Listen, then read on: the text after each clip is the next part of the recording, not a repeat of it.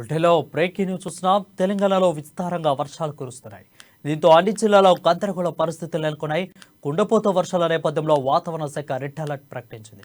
అయితే తెలంగాణ రాష్ట్రంలో పాటు మహారాష్ట్రలో కూడా భారీ వర్షాలు కురుస్తున్నాయి. ఈ నేపథ్యంలోనే జిల్లా సిర్పూర్ టీ మండలంలోని వెంకట్రావుపేట వద్దనున్న పెన్గంగా బ్రిడ్జ్ పై నుండి వరద నీరు ఉధృతంగా ప్రవహిస్తుంది. దీంతో తెలంగాణ మహారాష్ట్రల మధ్య రాకపోకలు నిలిపివేసిన అధికారులు. కాగా తెలంగాణ మహారాష్ట్ర సరిహద్దులో గోదావరి ఉధృతంగా ప్రవహిస్తుండటంతో భారీగా నీరు పెన్గంగా బ్రిడ్జ్ పై ప్రవహిస్తుండటంతో వాహనాలు ఇరువైపులా నిలిచిపోయాయి. దీంతో ప్రయాణికులకు తీవ్ర ఇబ్బందులు ఎదుర్కొంటున్నారు.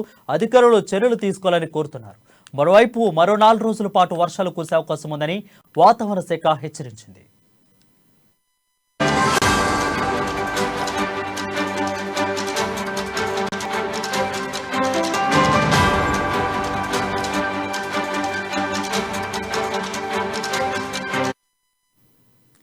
బుల్టెలో బ్రేకింగ్ చూసినాం. తెలంగాణలో విస్తారంగా వర్షాలు కురుస్తున్నాయి.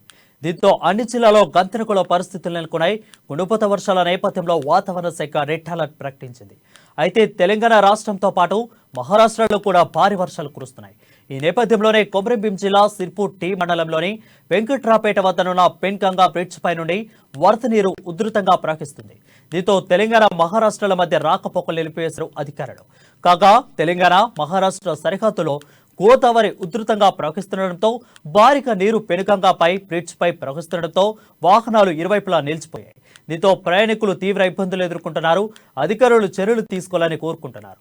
మరోవైపు 4 రోజుల పాటు వర్షాలు కురుస్తాయని వాతావరణ శాఖ హెచ్చరించింది.